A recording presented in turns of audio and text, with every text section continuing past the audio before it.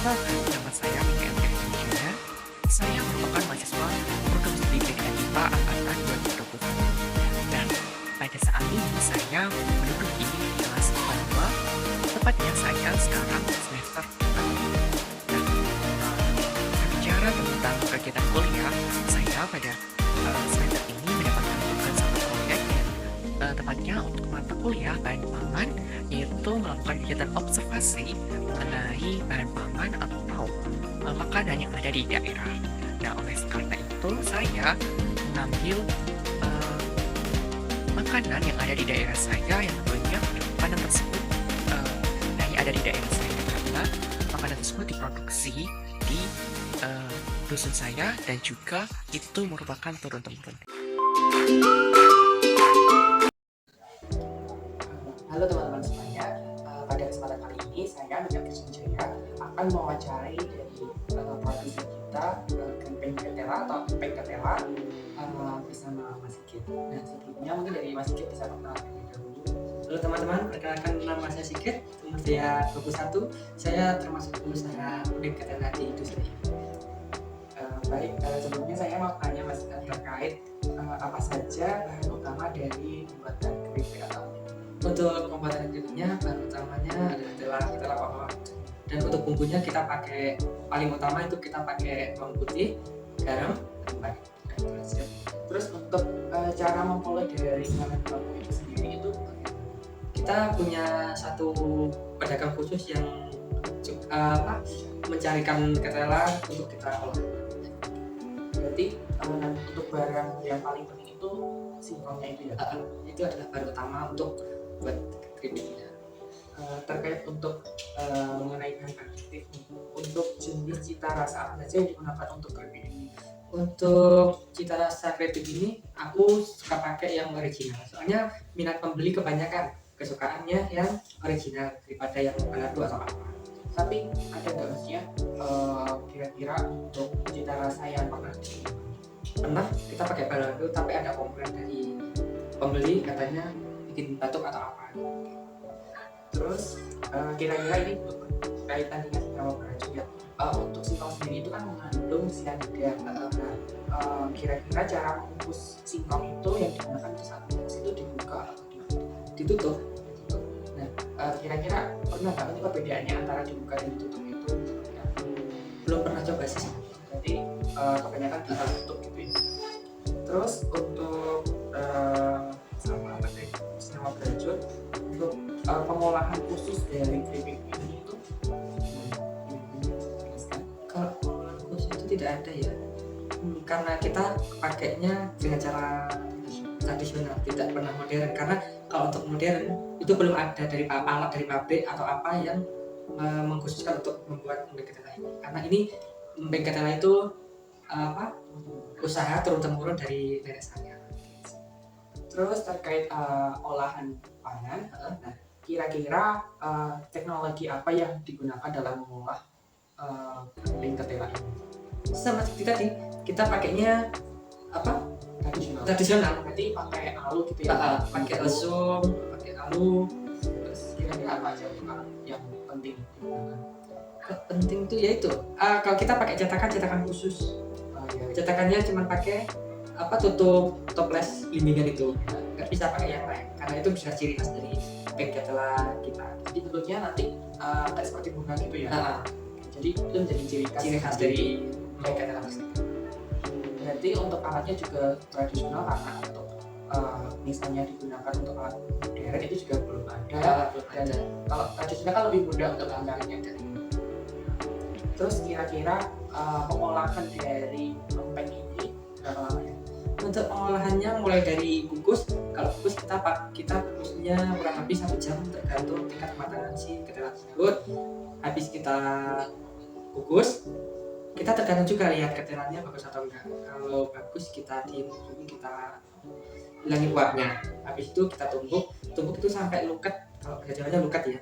Lukat itu ya Pulih kayak milik kayak ketuk gitu. Habis itu kita cetak.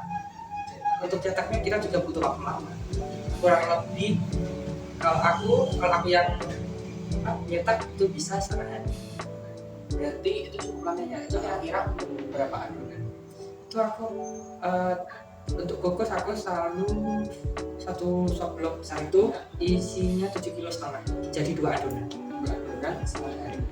Satu hari Setelah dicetak, selanjutnya kita jemur tergantung tingkat kematangan dan juga terik matahari ya. matahari kita menyesuaikan. Berarti kurang lebih 1 jam atau 2 jam?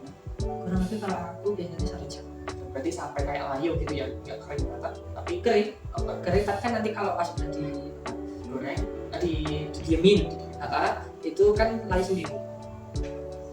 setelah nanti dijemur terus Pisah, biar apa gorengnya kira gampang. harus dipisahkan terus langsung digoreng. Habis digoreng kita tiriskan biar minyaknya itu nggak banyak gitu. Habis itu kita bungkus jadi satu plastik besar. Dan habis itu baru dikemas gitu ya, dan baru dikasihkan ke Disediakan ke Terus kira-kira berkaitan dengan juga pengawetan. Nah, secara umum untuk makanan ini atau bahan pangan ini itu dapat bertahan lama. kira-kira lama, bila bisa 1 bulan. Bisa. Berarti kira-kira menggunakan bahan pengawet atau enggak ya? Tidak murni dari nggak pakai bahan makanan. Terus Ya itu juga tergantung kita kemasinnya. Kalau kita kemasinnya rapat berarti nggak ada udara masuk, jadi nggak kalau jajanan sih melempem. jadi ya kalau misal bungkusnya juga rapat itu berarti tetap renyah gitu ya, juga tahan lama. Terus juga berkaitan dengan kemasan, kira-kira untuk jenis kemasan yang digunakan itu apa aja? Kita cuma pakai plastik, plastik staples, Dan juga karena kita nggak pakai nama brand. sama nama brand. Untuk pastinya sendiri itu ada jenisnya. Kita kalau plastiknya ya sesuai pada umumnya kemasan gitu. Tapi untuk ukuran kita pakai ukuran 17-35. 17-30. Oh itu 17-30. 17 itu Lebar. lebar, 30 itu panjang, 05 itu kayaknya ketebalan. Terus berkaitan dengan kemasan itu, kira-kira mengapa memilih kemasan dengan menggunakan plastik? Karena kita menggunakan plastik, fungsinya satu, itu untuk menarik ketertarikan pelanggan dengan olahan kulit kita. Jadi lebih terlihat Lebih terlihat, dari kita. oh ini apa kok ada bentuk bunganya, tengah itu ada bolongan, ada bolongannya. Jadi kan pelanggan tertarik sama produk kita, ada yang beli. Selain itu dengan plastik sendiri, berarti kayak kalau dengan plastik kan lebih mudah dicari gitu ya. Terus kemudian untuk plastik bening kan mudah dilihat, terus praktis juga ya.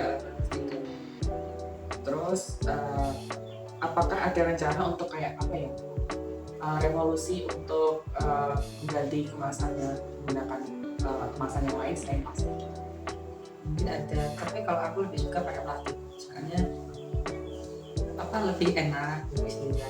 Terus kita juga untuk pemasaran juga lebih gampang. Jadi pemilik warung tahu oh ini kayaknya enak itu Dan juga ini ya karena juga ini produksinya itu di rumahan, jadi mungkin untuk menggunakan kemasan itu lebih tepat untuk yang menggunakan plastik. Soalnya kalau kita pakai misalnya kayak kertas aluminium itu banyak memakan biaya. Jadi kalau kita salurkan ke warung dengan harga segini kurang tepat dengan pasar. Terus ini berkaitan dengan kerusakan bahan pangan. Nah, untuk kerusakan bahan pangan ini sendiri, apakah ada resiko kerusakan dari fisik keripik ini selama produksi atau kemasan? Misal kalau selama produksi, misal kita dapat kendala tapi kendalanya itu kurang tua sedikit, itu masih muda ya? Masih muda, telurnya masih muda, itu olahan gedungnya itu bisa sampai nggak bisa dicetak. Jadi kita ambil kendalanya itu yang sudah agak tua, sekitar 8 bulan atau 10-an lah, itu pasti habis. Berarti resikonya kalau misalnya kita dapat dari pengumpulnya itu yang lebih muda, itu berarti nanti produksinya kita juga akan berpengaruh pada hasil dari keripik itu. Iya, itu kalau untuk olahan gedungnya kalau nggak gitu kita cari tempat yang banyak keterangannya tapi tempatnya yang nggak berair. Soalnya kalau tempatnya berair nanti juga ngaruh sama olahan gedungnya. Nanti nggak dilesung sama nggak bisa dicetak. Itu tempat yang berair yang dimaksud itu di sawahnya. Sawahnya kalau tanah liatnya itu berair Berair, bisa. Jadi kayak mengandung banyak Tanah yang mengandung air. Terus selain itu dalam resiko pengemasannya sendiri itu apakah ada misal dalam membungkusnya atau dalam mendistribusikan ke warung-warung? Kalau itu pas kita kemasan, pas kemasin. Kalau pas kemasin kan kita pakai apa ya? Pin kecil, benar ini. Jadi kan kita habis ini Ya, kita masukin, kalau nggak hati-hati, ntar grade-nya bentuknya jadi nggak utuh, jadi pecah-pecah gitu. berarti ngambilnya juga harus Jadi kalau aku udah tahu sendiri kalau resikonya kayak gitu, aku pakai sarung tangan plastik itu, jadi pakai tangan. Jadi kan nggak ada resiko hancur gitu. berarti kayak bisa juga menghindari dari bakteri dari tangan kita dan juga lebih apa, efisien, praktis dan juga lebih higienis, lebih gampang lah kita masinnya. Dan kalau misalnya dalam distribusi itu juga harus bawanya hati-hati kan? Biar nggak apa, istilahnya remuk gitu, Agak hancur. agak hancur. Kira-kira kalau misal pas distribusi itu barangnya itu juga menggunakan Apa ya, kalau orang Jawa nyebutnya kereyeng, tapi kalau orang Indonesia apa ya? tas besar gitu. Atau besar gitulah, apa atau namanya punya, kalau orang Jawa nyebutnya kereyeng. Terus untuk pertanyaan yang terakhir, untuk Usaha dan pangan, kira-kira bagaimana cara untuk mencegah dari kerusakan dan kita untuk kemasan lebih hati-hati ya pastinya. Untuk kemasan kita juga distribusinya? sebenarnya kita akan lagi naruh barangnya di atau di waspadalah, karena ini kan keripik kita bikinnya tipis banget, jadi hasilnya itu. Terus dalam pemilihan bahan juga ya. Terus untuk bahan-bahan pangannya juga itu kan udah didapat dari warung. Ya kan kayak Muhammad, terus juga berarti ini yang juga kualitasnya baik. Kualitasnya bagus. Kalau nggak bagus nanti bisa berpengaruh juga sama hasilnya. Ini sedikit juga terkait nama produknya tadi. Untuk nama produknya, kebetulan kan ini usahakan turun temurun. Nama kakek saya kan Rahmat, jadi emping ini saya kasih nama Rahmat supaya dapat berkah.